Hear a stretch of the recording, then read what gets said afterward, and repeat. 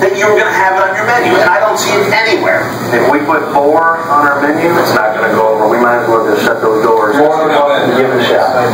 If they like it, which they won't, we'll consider it.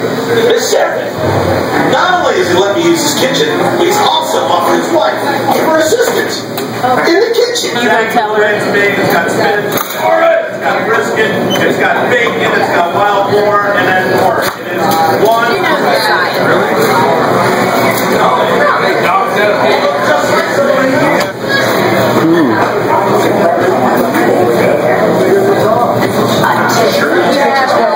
And Wes turned it up when you get done.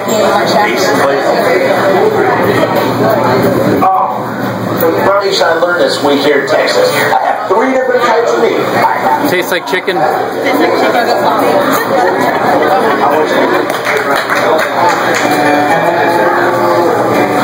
Where's Wes and our techno guru?